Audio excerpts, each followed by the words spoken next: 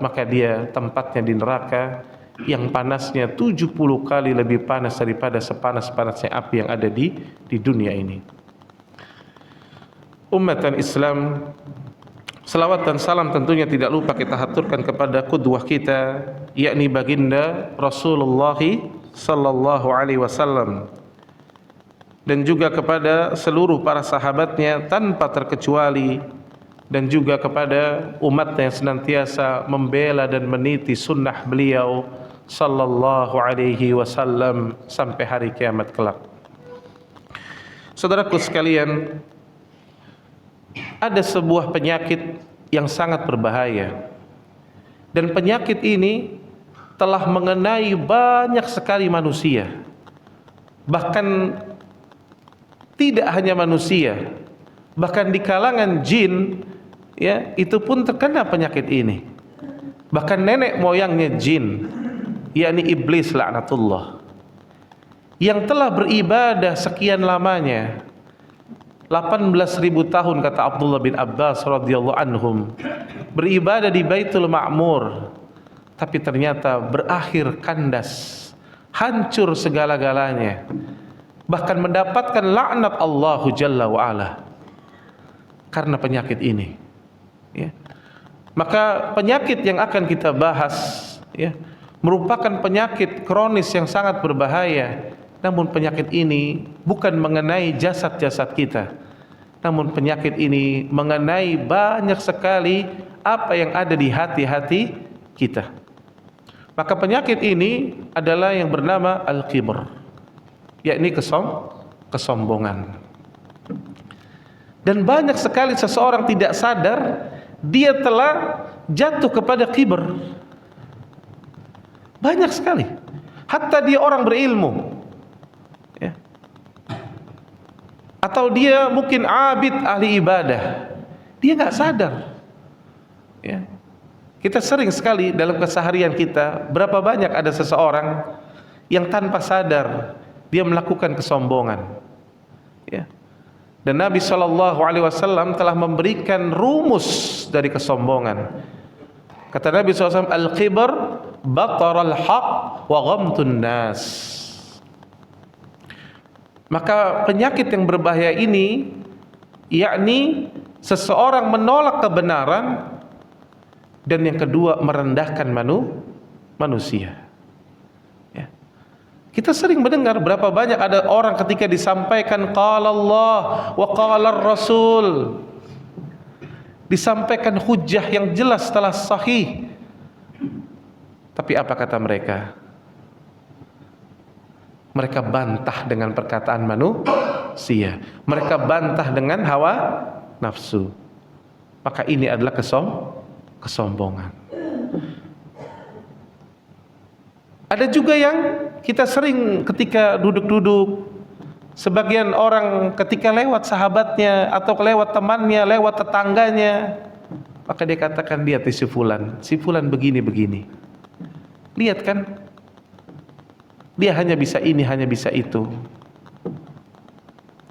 Dia merendahkan manusia. Terkadang kita yang mungkin memiliki hafalan Al-Quran, memiliki bacaan yang indah, tatkala kita sholat di satu tempat, majulah seseorang menjadi imam, maka terbetik terkadang di hati-hati kita, bacaannya begini ya, jauh lebih bagus bacaan saya. Rasanya si fulan tuh kurang pantas jadi imam. Tanpa sadar, melihat saudaranya ada yang menginfakkan hartanya, si fulan tuh cuma ngasih segitu ya, gak ada apa-apanya lah sama amalan saya. Tanpa dia sadar. Maka penyakit kesombongan ini adalah penyakit yang banyak mengenai manusia tanpa dia menyadarinya, ya. Dan ini sangat berbahaya. Oleh karena itu kita akan membahas yakni bahayanya penyakit kesombongan. Taib, kita lihat dalil-dalil yang dibawakan oleh para ulama tentang bahayanya penyakit kesombongan. Yakni yang pertama kita lihat dari sebuah riwayat yang merupakan hadis qudsi, riwayat Al-Imam Muslim. Ya. Haddatsana Abdullah bin Sa'id. Ya. Wa Harun bin Ishaq قال ya حدثنا عبد الرحمن يعني عبد الرحمن المحاربي Atha bin As-Sa'id dan dari Sa'id bin Zubair dan dari Ibnu Abbas radhiyallahu anhum. Qala Rasulullah sallallahu alaihi wasallam, maka Nabi sallallahu alaihi wasallam bersabda, yaqulullahu subhanahu wa ta'ala, yakni Allah tabaraka wa ta'ala berfirman, kata Allah, al-kibr ya'uridai wal 'azamatu izari. Lihat, kata Allah tabaraka wa ta'ala, kesombongan itu adalah pakaianku. Maka kesombongan itu yang layak memakainya siapa? Allah. Maka kesombongan ini pakaian Allah dan merupakan ridha'nya Allah, yakni selendangnya Allah tabaraka wa ta'ala. Ya. Maka kata Allah tabaraka wa ta'ala, faman naza'ani wahidan minhuma alqaituhu finnar. Maka siapa yang mencabutnya atau dia mengambil salah satunya, ya, maka ia pasti akan aku lemparkan ke dalam neraka. Lihat. Maka dari riwayat ini kita bisa mengambil faedah bahwa kesombongan itu adalah pakaian Allah. Maksudnya yang pantas untuk melakukan kesombongan hanyalah Allah. Maka kesombongan merupakan pakaian Allah, justru merupakan kesempurnaan dari sifat Rabb, dari sifat Allah sebagai Rabbul Alamin. Dan Allah pantas untuk sombong. Maka siapa yang mengambil pakaian Allah, maka sungguh dia pasti akan dilemparkan ke dalam neraka, karena dia telah mengambil sesuatu yang telah dilekatkan hanya untuk Allah dan hanya Allah tabaraka wa ta'ala yang pantas. Maka camkan baik-baik wahai saudaraku, ya. Orang yang terkena penyakit kesombongan sama saja dia ingin mengambil pakaian, artinya apa yang dilekatkan oleh Allah tabaraka wa ta'ala. Maka jangan artinya menganggap ini ringan. Karena sebagian orang ada yang bersombong-sombong dengan bermudah-mudah. Dia tidak tahu bahwa ini adalah sesuatu yang sangat dibenci oleh Allah tabaraka wa ta'ala. Taib. Kemudian yang kedua, sombong al-kibr merupakan dosa pertama. Dosa pertama yang lahir di alam semesta ini, ya. Yang dikeluarkan yakni oleh makhluknya yang bernama iblis. Kata Allah tabaraka wa ta'ala dalam surat Al-Baqarah yang kita biasa sering baca, ya. Kata Allah, wa idh qulna lil malaikati isjudu li adama fasajadu illa iblis.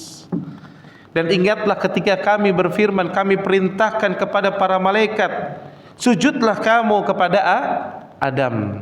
Dan yang dimaksud sujud di sini, sekali lagi Anda ingatkan, para ulama mengingatkan namanya sujud tahiyat, bukan sujud yakni ubudiyah, bukan dalam rangka beribadah. Karena nanti ada sebagian orang-orang yang terkena penyakit di akhir zaman mengatakan, lihat, iblis itu lebih bertauhid, makanya iblis nggak mau sujud.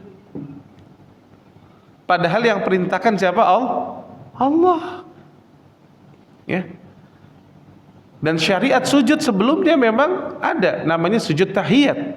Sebagaimana dalam surat Yusuf, bukankah Nabi Yusuf mengatakan ada bintang-bintang, ya, matahari dan bulan, aku bermimpi sujud kepadaku.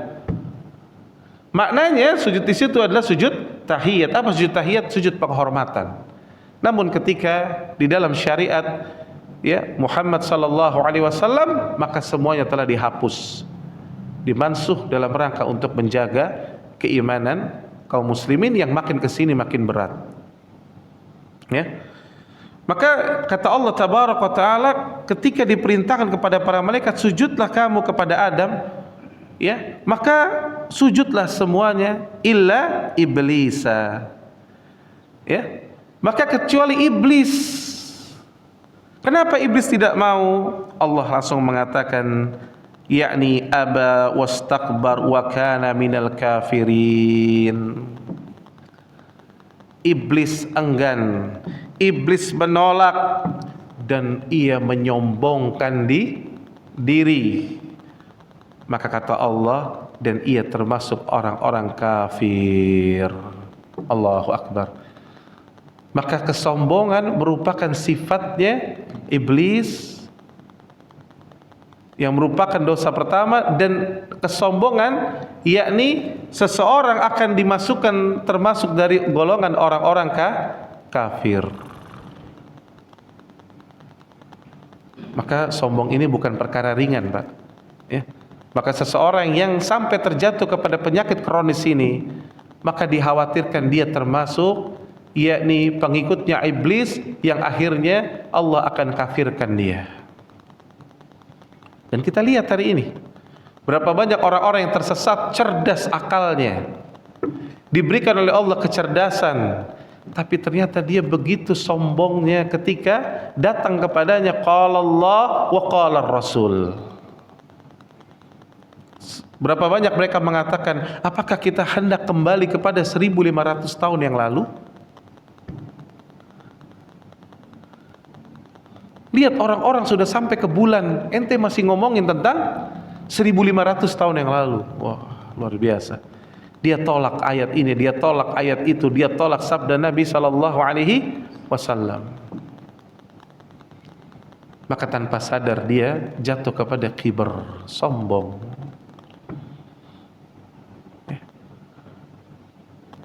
Yang sudah ngaji, hati-hati. Anda ingatkan selalu, kenapa? Ini banyak sekali masalah nih ikhwah. Kita yang sudah ngaji harusnya makin ngaji makin tawadhu. Itu bukti ilmu seseorang, dia akan tawadhu.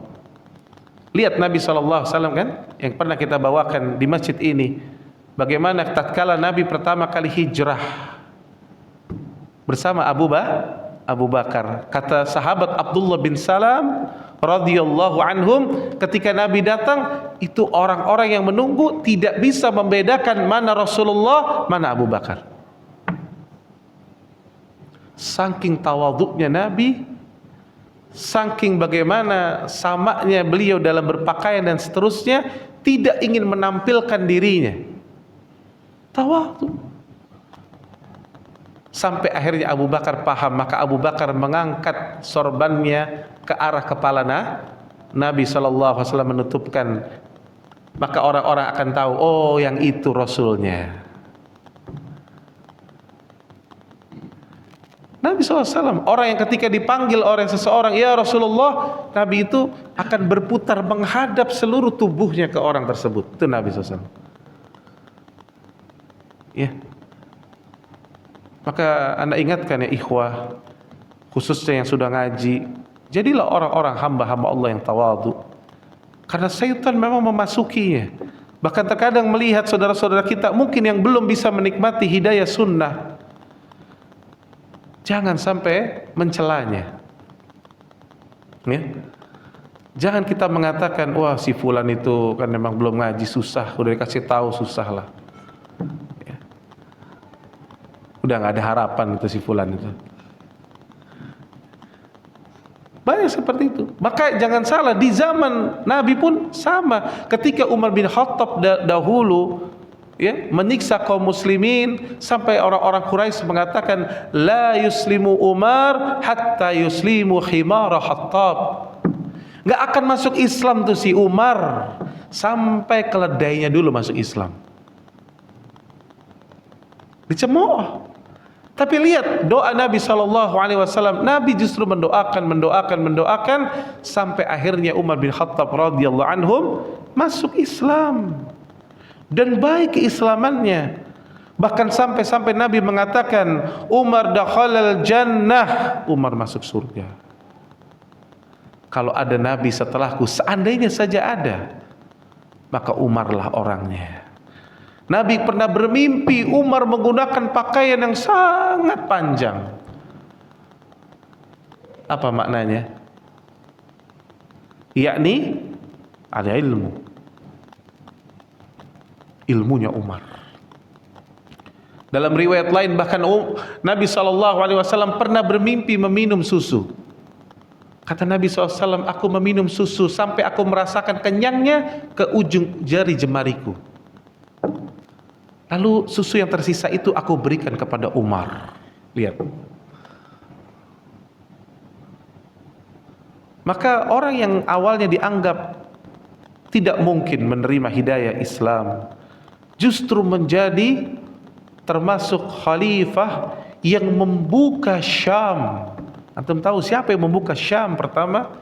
Umar bin Khattab radhiyallahu anhum. Dan Umar ketika di masa tuanya sebelum beliau wafat, ada 2 garis hitam di pipinya karena saking seringnya menangis takut kepada Allah Jalla wa Ala. Allahu Akbar. Ya. Maka ikhwah, ya, jangan sampai kita terkena penyakit sombong. Karena ingat, ini penyakit pertama dan iblis pun terkena ini karena tadi dia merasa bangga. Ana sudah beribadah 18.000 tahun di Baitul Ma'mur. Masa ini Adam baru aja diciptakan, kok ana harus sujud tahiyat? Kok ana harus hormat banget sama dia? Kan ana senior. Sampai dia berhujjah kepada Allah, ya Rabb, engkau ciptakan aku, khalaqtani min nar. Aku diciptakan dari api. Lihat akalnya saking buntunya, dia berfatwa, berijtihad sendiri. Aku kan diciptakan dari api, sementara Adam diciptakan dari tanah.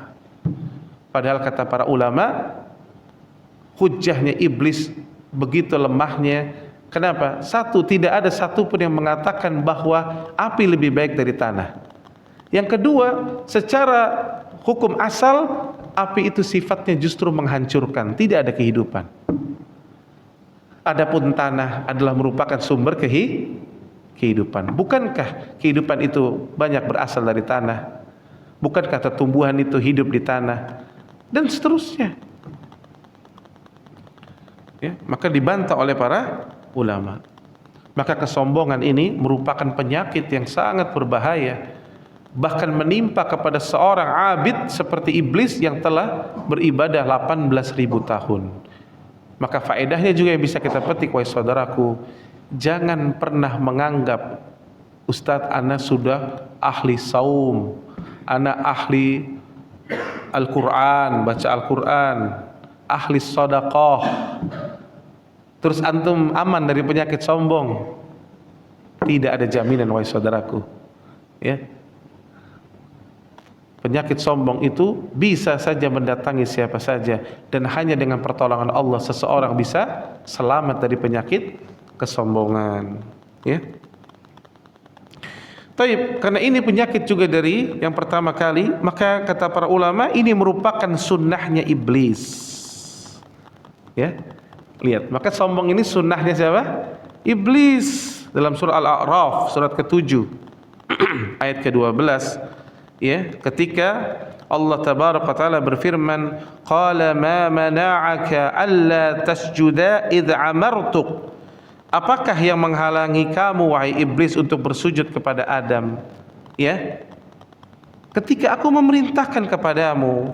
Qala, berkata iblis, ana khairu minhu, Aku lebih baik darinya. Sifat sombong itu selalu menganggap apa? Kita lebih baik dari orang lain, dari saudara kita. Khalaqtani min nar wa khalaqtahu min tin. Setelah dia menganggap dirinya lebih baik, apa yang digunakan untuk lebih baik? Dia menggunakan akal, bukan menggunakan nas.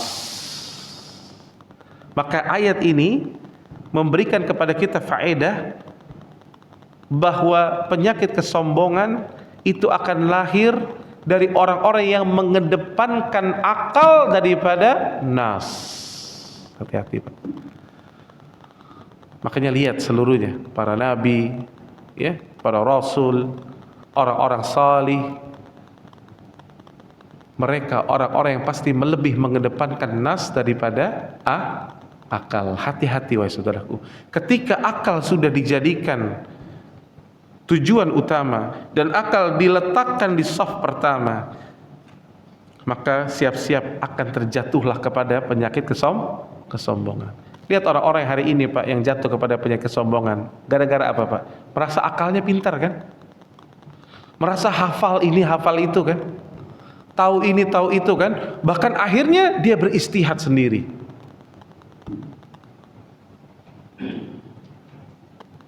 Lihat, ada orang dia belajar sudah bagus, masuk sastra Arab, paham bahasa Arab, fasih. Tapi saking dia kagumnya dengan akal dia, maka dia berani menerjemahkan salah satu nama surah di Al-Quran, surat pemusik. Gimana? Padahal tidak ada satupun ulama terdahulu menamakan yang demikian. Bisa terjatuh. Kenapa? Dia mengagungkan akalnya.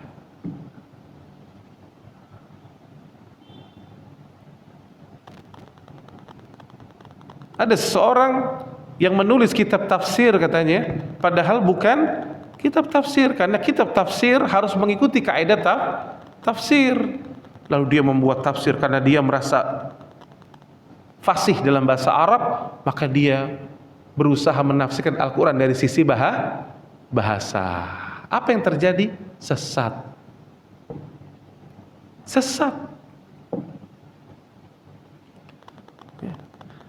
Dan kita melihat juga, lihat kaum Khawarij yang mengambil jalan Khawarij, yang melakukan bom sana bom sini, melakukan aksi terorisme. Coba kalau kita tanya, dalilnya apa? Al-Quran. Cuman bagaimana cara memahaminya? Pakai akal. Tanpa sadar dia sombong. Dia gunakan akalnya, bukan kembali kepada nas. Apa yang terjadi? Kerusakan ya akhi. Maka penyakit kesombongan ini berbahaya sekali, ya. Dan ini banyak yang terjatuh karena merasa dirinya pintar. Dan selalu tadi penyakitnya apa? Merasa diri lebih baik daripada saudaranya. Makanya Al-Hasan Al-Basri rahimallahu taala mengatakan, puncak ketawaduan seseorang apa? Dia keluar dari rumahnya, kalau dia bertemu saudaranya, dia akan katakan, saudaraku lebih baik daripada aku. Kalau dikatakan, tapi kamu mungkin lebih banyak ibadahnya, kita katakan bisa jadi dia lebih ikhlas, bisa jadi dia lebih banyak bertobat, bisa jadi dia lebih banyak menangis kepada Allah. Sementara ana masih jauh dari situ. Allahu Akbar. Lihat Al-Imam Syafi'i rahimallahu ta'ala, Pak, ketika hendak berdiskusi perkara agama, ada perselisihan di antara mereka. Apa kata Imam Syafi'i, Pak? Aku berharap kebenaran akan keluar dari lisan saudaraku, dan ternyata aku yang keliru. Lihat, ini Imam Syafi'i ini ilmunya luar biasa dalamnya. Tapi beliau nggak pernah menganggap, wah si fulan itu kan belajar baru kemarin sore ya, nggak kenal ana kali dia, sekali baca hafal, kan gitu. Jangankan pojok kanan pojok kiri, Imam Syafi'i itu hampir semuanya titik komanya hafal dia. Kitab-kitab para ulama, ya sebagaimana beliau muridnya Al-Imam Malik. Bayangin, kitab Al-Muwatta ditelan di usia 8 tahun. Siapa di antara kita usia 8 tahun baca kitab Al-Muwatta? Imam Syafi'i. Tapi ketika ingin berdiskusi karena ada perselisihan, kata Imam Syafi'i, aku berharap kebenaran keluar dari lisan saudaraku dan aku yang keliru. Allahu Akbar. Ya, itu tawadhu'nya. Lihat Al-Imam Sufyan Ats-Tsauri, ya, rahimallahu taala. Gelar beliau apa? Amirul Mu'minin fil Hadis. Di kepalanya lebih dari 1 juta sanad hadis, Pak. Tuh, Sufyan Ats-Tsauri. Maka ketika beliau mau naik haji, beliau nggak punya fulus. Gimana caranya? Maka beliau melamar dalam satu kabilah yang akan berjalan menuju Makkah menjadi tukang bikin roti. Zaman dulu nggak ada YouTube, Pak. Nggak tahu itu Sufyan Ats-Tsauri. Maka tatkala mulai jalan, Sufyan Ats-Tsauri lagi istirahat, kamu bikin roti, kata bosnya. Nggak tahu ini Sufyan Ats-Tsauri bikin roti. Namanya dia ahli hadis, bukan ahli roti. Tentunya bisa terjadi kesalahan. Maka dia panggang roti, rotinya angus, kematangan, Pak. Maka apa yang terjadi? Ditaboklah tuh Sufyan Ats-Tsauri. Ente bahlul, pak, bikin roti nggak becus. Sufyan Ats-Tsauri diam. Dia nikmati perjalanan sampailah di Mekah, wah haji. Ketika sampai di Mekah, ahli ilmu lihat ada Sufyan Ats-Tsauri. Kalau ahli ilmu tahu, karena mereka biasa dahulu kalau ahli ilmu talaqi. Maka dikerubunginlah Sufyan Ats-Tsauri. Wah, banyak orang bertanya, ya Syekh, ini apa hukumnya hadis ini, gimana hadis ini, dan seterusnya ditanya. Maka pimpinan kabilahnya, kenapa tukang roti gue dikerubungin orang? Maka dia berusaha cari tahu kenapa dikerubungin. Sampai dia tanya, kenapa ini si fulan kok dikerubungin? Lalu kata orang tersebut, ente nggak tahu siapa itu? Siapa? Itu Sufyan Ats-Tsauri. Rahimallahu ta'ala. Maka dia langsung merasa bersalah, dia masuk ke kerumunan, lalu dia katakan, ya Syekh, maafkan saya, kenapa gak bilang kalau antum Sufyan Ats-Tsauri? Kalau bilang kan gak usah jadi tukang roti. Apa kata Sufyan Ats-Tsauri? Lihat bagaimana tawadhu'nya beliau. Yang menggosongkan roti pantas untuk ditabok, kata Sufyan Ats-Tsauri rahimallahu ta'ala. Lihat, beliau sama sekali gak ada masalah. Berapa banyak di antara kita ingin selalu diangkat di tengah manusia. Tidak untuk orang yang berilmu. Semakin dia berilmu, maka dia tidak menganggap apa yang ada di sisi manusia. Yang dia pikirkan selalu apa yang ada di sisi Allahu Jalla wa'ala. Ya, maka hati-hatilah dengan sifat sombong, karena ini merupakan sifatnya, sunnahnya iblis. Ya. Baik, kemudian kita lihat lagi dalam hadis yang sahih, ya. Nabi SAW bersabda, kata Nabi, la yadkhulul jannah man kana fi qalbi mithqalu dzarratin min kibrin. Kata Nabi SAW, tidak akan masuk surga seseorang yang di hatinya mithqal, ada semisal dzarrah. Ya, ada semisal dzarrah saja. Apa itu dzarrah? Kita kembali kepada urufnya orang Arab. Karena dzarrah itu bahasa Arab, maka orang Arab mengatakan dzarrah. Kalau engkau menepukkan tanganmu ke tanah, maka ada butiran-butiran tanah yang naik ke atas. Itu namanya dzarrah. Kalau antum membuka jendela di waktu pagi, lalu ada sinar matahari tampak seperti butiran-butiran kecil, itu dzarrah kata orang Arab. Kalau antum merasa kadang-kadang ada yang jalan di tangan antum, tapi antum lihat gak ada apa-apa, gak kelihatan, binatang sangat kecil, maka itu pun dikatakan dzarrah. Kalau ada kesombongan mithqalu dzarrah, kata Nabi SAW, maka tidak akan masuk surga. Ya, maka Allah benci sekali dengan orang yang sombong. Ya. Maka para ulama menjelaskan kesombongannya bertingkat. Kalau kesombongannya menolak kebenaran dan bahkan sampai keluar dari millatul Islam, maka jelas dia tidak akan mencium bau surga, betul-betul dia akan dilemparkan ke dalam neraka. Apabila kesombongannya karena kejahilan dan bertingkat tidak sampai keluar sampai millatul Islam, maka kesombongannya itu setidaknya akan masuk ke dalam neraka dengan waktu yang sangat panjang. Ya. Allah tabaraka wa taala berfirman, innahu la yuhibbul mustakbirin. Dalam surah An-Nahl kata Allah, sesungguhnya dia tidak menyukai orang-orang yang menyombongkan diri. Ya. Orang-orang yang suka ingin tampil, show off, Allah nggak suka. Jadilah hamba-hamba Allah yang tawadhu. Ya. Lihat riwayat dari Harithah bin Wahab, ya. Dia berkata bahwa ia mendengar Rasulullah sallallahu alaihi wasallam bersabda, ya. Kata Nabi, "Ala akhbirukum bi ahlin nar?" Mau enggak aku beritahu, kata Nabi, tentang penduduk neraka? Qalu bala. Tentu ya Rasulullah, ya. Qal kullu utullin jawadhin mustakbir. Kata Nabi SAW, orang-orang yang ahli neraka itu sifatnya kasar, tamak, dan juga sombong. Ya, maka sombong itu sifatnya penghuni neraka dalam hadis Bukhari dan Muslim. Ya. Maka seseorang, ya, hendaknya dia betul-betul menjaga diri dari sifat sombong, karena sifat sombong ini merupakan yakni sifatnya ahlun nar, ya, penghuni neraka.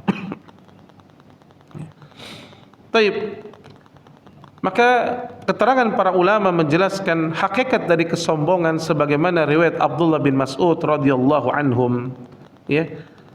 Sebagaimana dijelaskan tadi, tidak akan masuk surga seseorang yang di hatinya ada semisal zarrah dari kesombongan. Ya, maka ada seseorang bertanya, kata Abdullah bin Mas'ud, bagaimana ya Rasulullah apabila seseorang suka memakai baju, memakai sandal yang bagus? Kan ada orang pakai baju, pakai sandal yang bagus, ya.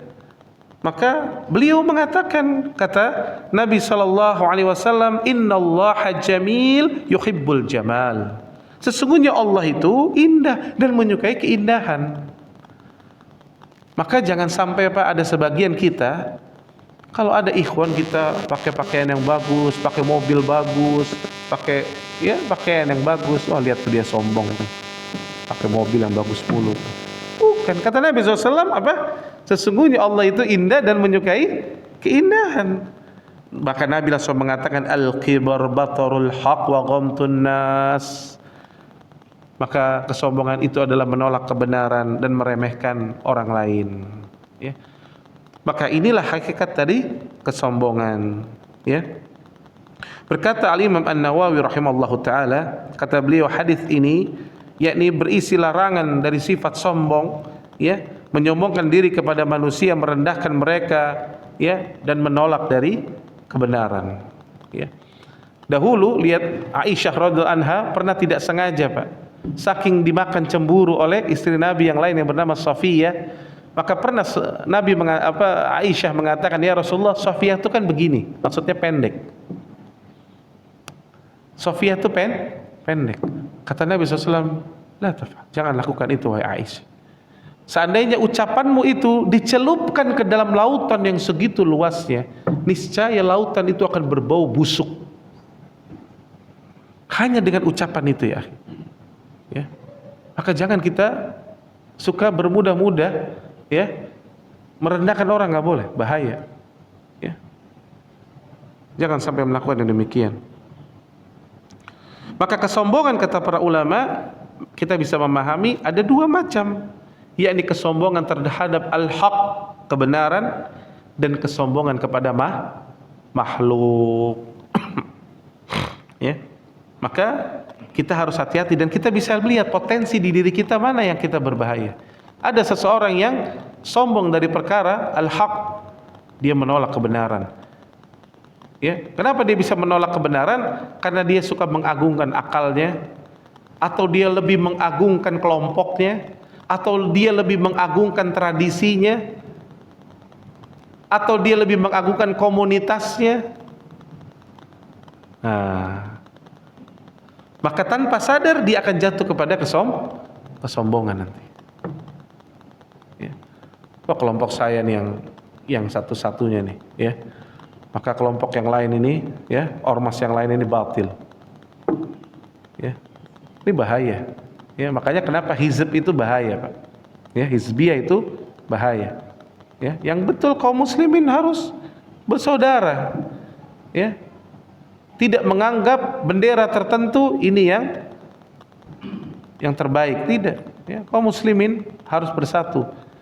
Ya, kalaupun menggunakan bendera, benderanya adalah la ilaha illallah Muhammadur Rasulullah. Ya. Karena hari ini sedih kita melihat ormas dianggap agama. Ya. Apalagi kira-kira mungkin 15 tahun yang lalu saya ingat, saya selalu ditanya, Ustaz ini ormasnya apa nih? Ormas A atau ormas B? Maka kalau sudah ormas A, wah ini berarti ini nih yang benar nih. Kalau ormas B, wah ini begini nih. Maka dijadikan ormas itu seperti agama. Sampai ada seorang ibu mengatakan anaknya mau merantau. Dikasih ingat anak, nak, ingat kamu kalau nanti dapat jodoh harus yang ormasnya ormas A. Ya setidak-tidaknya ormas B masih nggak apa-apa deh. Jangan yang C.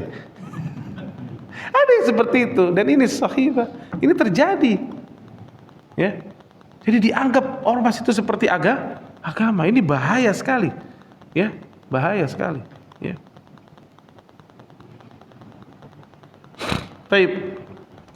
Kesombongan terhadap al-haq, kebenaran, ya, para ulama menjelaskan apa cirinya, salah satunya yakni orang-orang yang suka memperdebatkan ayat-ayat Allah tanpa alasan.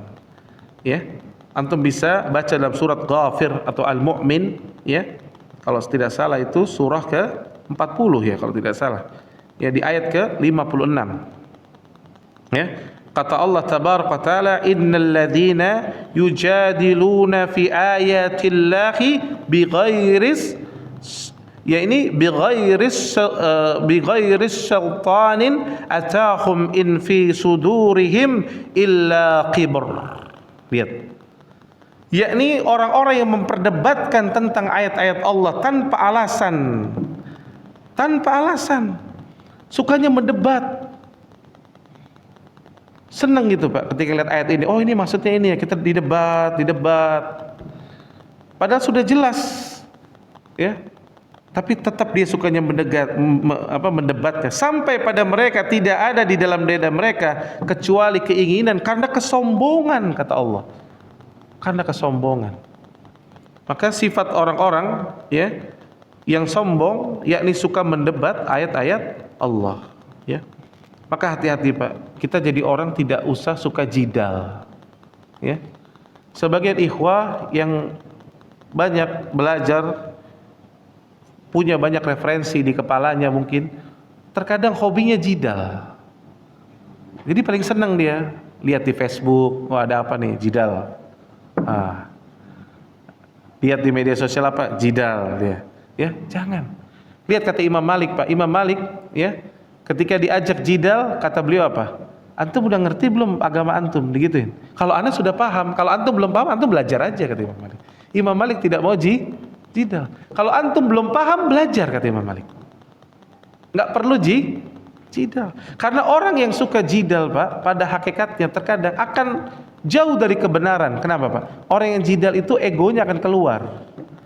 Terkadang walaupun salah, dia nggak mau ngakuin kesalahannya. Karena malu.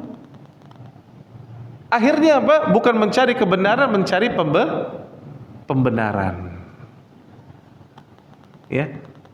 Dan kita sudah lihat di media-media sosial ada yang sudah jelas nih, seorang dai udah jelas salahnya, udah jelas. Tapi diingatkan, dikasih tahu, malah terus dia bukannya rujuk, mencari alasan ini, mencari alasan itu, menjatuhkan si A, menjatuhkan lagi si B. Maka inilah jidal itu akan membuka pintu-pintu keburukan.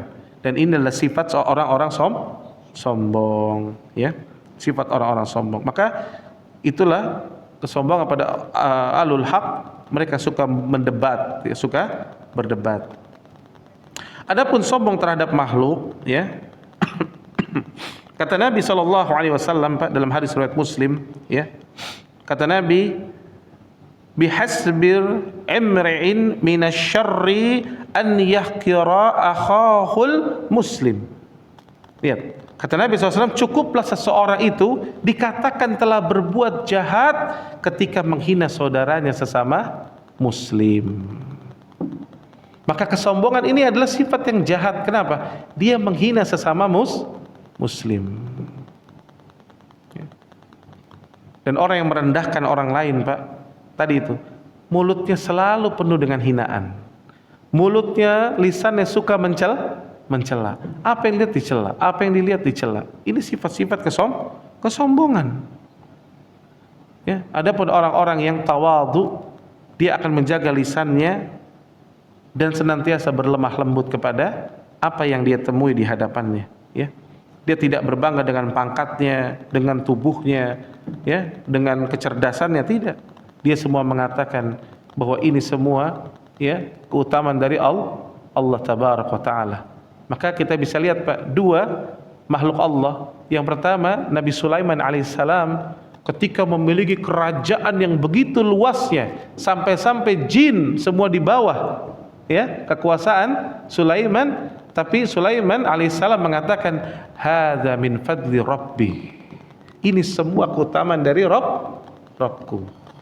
Tapi Fir'aun yang kerajaannya cuma kerajaan di Mesir, Pak, nggak ada apa-apanya sama Sulaiman. Tapi ketika sombong datang, apa dia katakan? Ana rabbukumul a'la. Nabi Sulaiman sujud mengucapkan subhana rabbiyal a'la dan mengatakan hadza min fadli rabbi, sementara yang satu mengatakan ana rabbukumul a'la, padahal kerajaannya hanya di Mesir. Lihat, Pak, itulah kesombongan, ya. Itulah kesombongan, ya. Dan sifat sombong ini, ya, akan melahirkan banyak sekali kemudaratan, ya. Ada hukuman pelaku sombong di dunia. Contoh dalam hadis riwayat yakni Imam Muslim, ya, diceritakan oleh para ulama, ya, riwayat tersebut ada seorang laki-laki makan di samping Rasulullah sallallahu alaihi wasallam. Maka dia makan itu pakai tangan kiri, ya. Makannya pakai tangan kiri. Walaupun perlu Anda ingatkan, ya, makan pakai tangan kiri, ya, itu tidak derajatnya memang tidak jatuh kepada dosa. Tapi tidak dianjurkan. Makan yang betul pakai tangan kanan. Kenapa? Karena kata Nabi SAW, sesungguhnya yang makan pakai tangan kiri itu syaitan. Maka ini sunnahnya syaitan makan pakai tangan kiri, ya. Walaupun tidak sampai derajat seseorang berdosa. Tapi tidak dianjurkan. Maka Nabi mengatakan kepada si fulan ini, makanlah dengan tangan kanan, kata Nabi SAW. Makanlah dengan tangan kanan. Maka orang tersebut menjawab, aku nggak bisa ya Rasulullah, sudah biasa pakai kidal, kan gitu. Padahal Nabi udah di sampingnya mengatakan, makanlah pakai tangan kanan. Tapi dia sombong, dia keluar dari Nabi, ucapan Nabi, makanlah pakai tangan kanan, diajak. Tapi dia nggak mau, nggak bisa ya Rasulullah, ya. Apakah kamu tidak bisa, kata Nabi SAW? Kau tidak bisa, kenapa? Apakah engkau menolaknya dengan sombong? Maka sungguh setelah itu orang tersebut, kata Nabi SAW, tangannya tidak akan pernah bisa sampai ke mulutnya. Bayangkan, tangannya akhirnya tidak bisa sampai ke mulutnya, ya. Kata Nabi Sallallahu Alaihi Wasallam, ya. Maka dia setelah itu mendapatkan hukuman di dunia, ya, karena menolak dari perintah Nabi Sallallahu Alaihi Wasallam, ya. Maka seseorang hendaknya dia mengikuti sunnah Nabi SAW. Kalau dia terluput, dia lupa, dia istighfar, hendaknya dia kembalikan kepada sesuai dengan anjuran Nabi Sallallahu Alaihi Wasallam, ya. Taib, para ulama menjelaskan orang mukmin mengganti sifat sombong dengan sifat tawadhu. Ya, ini apa? Rendah hati, ya. Dan orang yang tawadhu, yakni mereka orang-orang, ya, yang apabila orang jahil menyapa mereka, kata Allah, maka mereka mengucapkan, yakni qalu salaman, yaitu perkataan yang baik. Jadi sifatnya orang tawadhu itu Pak tidak mudah terprovokasi, ya.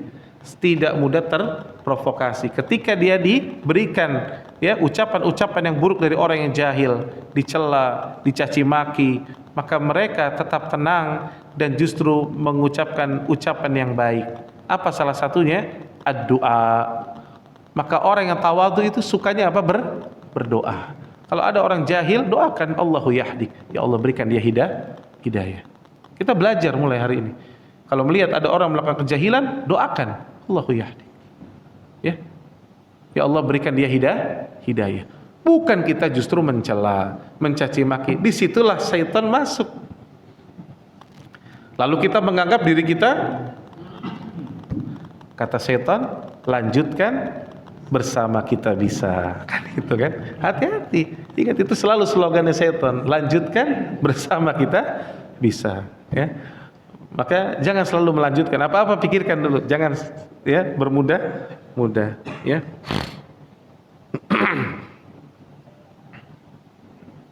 Dan orang yang tawadhu, ya, kata Nabi SAW dalam hadis riwayat Muslim, ya, lihat, ya, kata Nabi SAW, ya, yakni wa ma zadallahu 'abdan ya bi afri illa izzan wa ma tawadda'a ahadun lillahi illa rafa'ahu Allah. Lihat. Maka tidaklah seseorang yang tawadhu, artinya dia rendah hatinya, ya. Maka Allah, melainkan Allah pasti akan mengangkat derajatnya. Dia mengangkat derajatnya. Ya. Jadi nggak usah khawatir Pak kalau jadi orang tawadhu nanti Anda direndahkan oleh orang lain. Ya. Allah yang akan angkat derajatnya. Dan apabila Allah yang mengangkat derajatnya, maka sungguh itu telah cukup. Ya, adapun makhluk yang mengangkat, ingat antum diangkat di satu sisi, makhluk yang sebelah sana akan menjatuhkan antum. Tapi kalau Allah yang mengangkat, maka tentu dia akan mendapatkan sebaik-baik derajat dan sebaik-baik kebaikan. Ya. Dan orang-orang yang berilmu dikatakan ya adalah orang-orang yang tawadhu, maka mereka diberikan beberapa derajat di atas ahli ibadah, bahkan di atas orang-orang beriman. Makanya harusnya orang yang berilmu, para ulama menjelaskan harusnya dibarengi dengan tawadhu. Maka kita ceklah diri kita. Siapa yang diri kita di dalam diri kita masih jauh dari sifat ketawadhuan, itu menandakan berarti masih di atas kejahilan. Semakin orang itu alim, maka hendaknya dia pasti tawadhu, ya.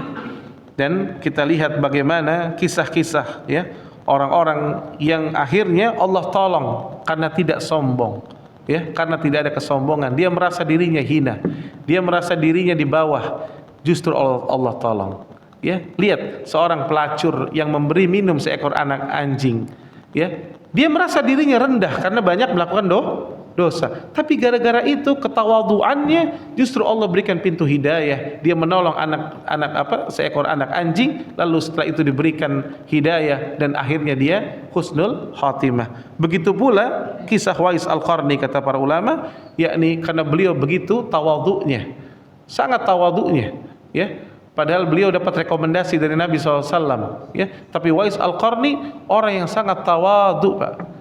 Coba, sangat tawadhu. Dia pernah mengais makanan ketika lapar, Pak.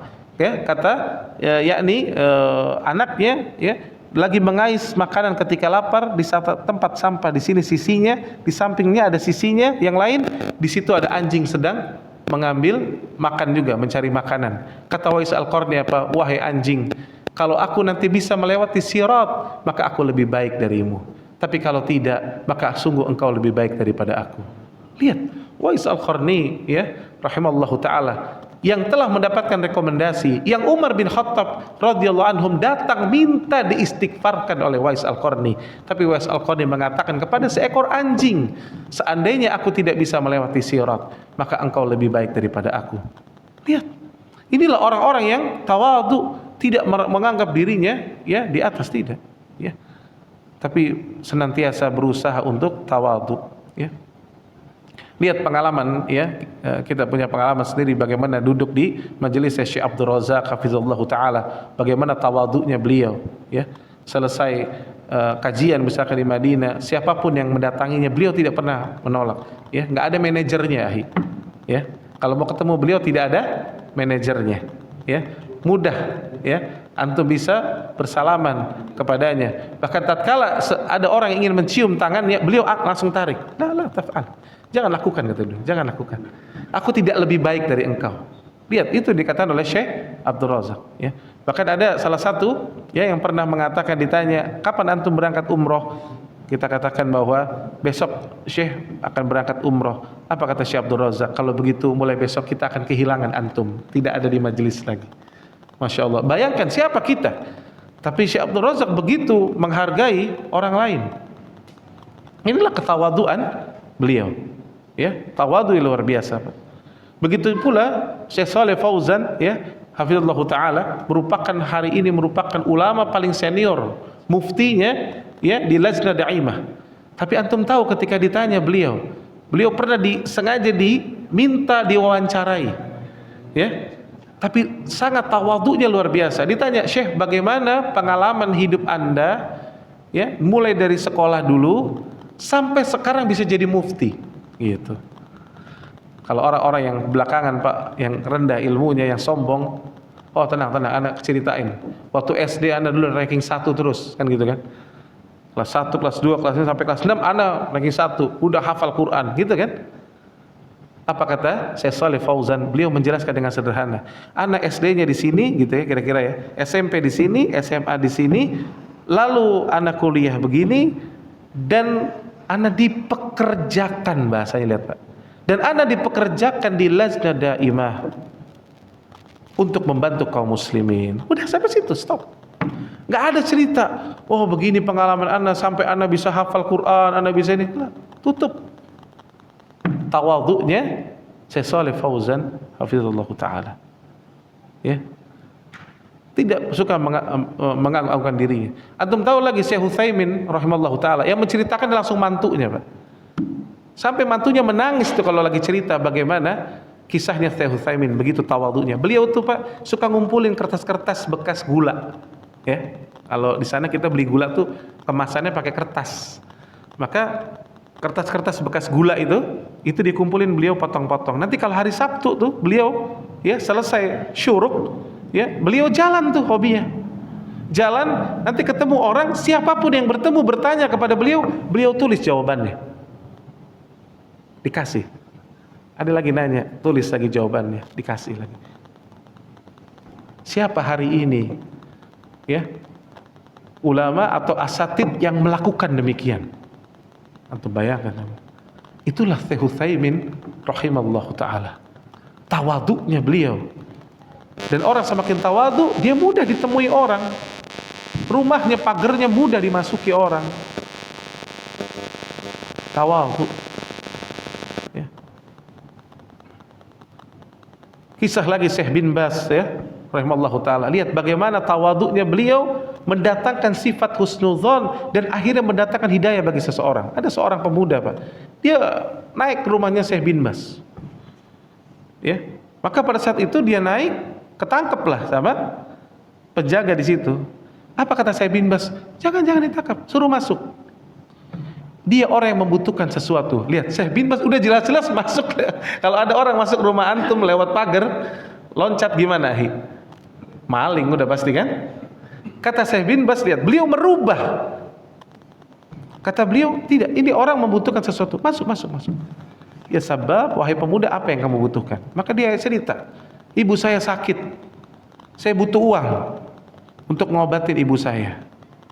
Gitu. Butuh berapa? Kata Syekh bin Baz. Maka orang ini mengatakan, saya butuh 1.000 real. Oh, butuh 1.000 real, ya, tulis, cek. 1.000 real, ntar antum ambil. Lihat, Pak, nggak diapa-apain, dikasih uang. Ini orang sampai keluar ternyata masih punya niat buruk, tapi jahil. Yang nolnya 1.000 real itu ditambahin 1 lagi sama dia, biar jadi 10.000. Dia lupa namanya cek itu ada terbilangnya kan, dia nggak baca. Cek itu ada terbilangnya, dan cek itu kalau kita mencairkan cek pihak bank pasti konfirmasi sama pemilik rekening, betul nggak? Telepon dulu, Pak, ini Bapak cairin sekian ya, gitu. Saya bin Bas ditanya, Syekh, ini kok angkanya beda nih, orang mau nipu nih. Dia tambahin nolnya 1 jadi 10.000, padahal terbilang 1.000. Gimana nih Syekh? Gitu. Apa kata saya bin Bas? Bukannya suruh tangkap, orang itu suruh kembali lagi ke saya. Jangan ditangkap, suruh balik. Pas sampai depan Syekh bin Bas rahimallahu taala, beliau nggak nanya sedikit pun, kenapa ente gini, ente kurang ajar, ente nggak tahu terima kasih. Syekh bin Bas yang ditanya apa? Antum butuhnya 1.000 atau 10.000? Allahu Akbar, Pak. Orang itu mengatakan 10.000 Syekh. Ya udah ganti, kasih 10.000. Tahu antum, setelah beberapa bulan orang itu balik nangis senang, nangis. Dapat hidayah, akhirnya duduk di majelis Syekh bin Bas sampai akhirnya menjadi ahli ilmu. Dia bertobat dari setiap kesalahannya dengan kelembutan hati orang yang tawadhu. Allahu Akbar. Lihat ya, begitulah orang-orang yang tawadhu bisa mendatangkan kebaikan bagi orang lain. Tidak, bukan sifat sombong ya. Maka yang paling utama ya, hendaknya kita ya berusaha untuk belajar mengambil ya dari sifat-sifat dari orang-orang yang berilmu, orang-orang alim, para ulama yang telah mengaplikasikan ketawadhuan ya. Karena sifat sombong ini sangat berbahaya, dan sifat tawadhu justru akan mengangkat derajat seorang mukmin ya. Dan tadi yang kita katakan, lihat bagaimana Syekh bin Bas ketika wafat, antum tahu yang menyolatkannya itu penuh, itu Masjidil Haram sampai ke belakang nggak kelihatan, itu jutaan manusia menyolatkan beliau rahimallahu taala. Karena begitu tawadhunya beliau, dan kaum muslimin merasakan kebaikan dari hati beliau, dan itulah yang mengangkat derajat seorang mukmin ya. Taib, ana rasa cukup ini yang bisa ana sampaikan ya, mudah-mudahan bermanfaat dan mudah-mudahan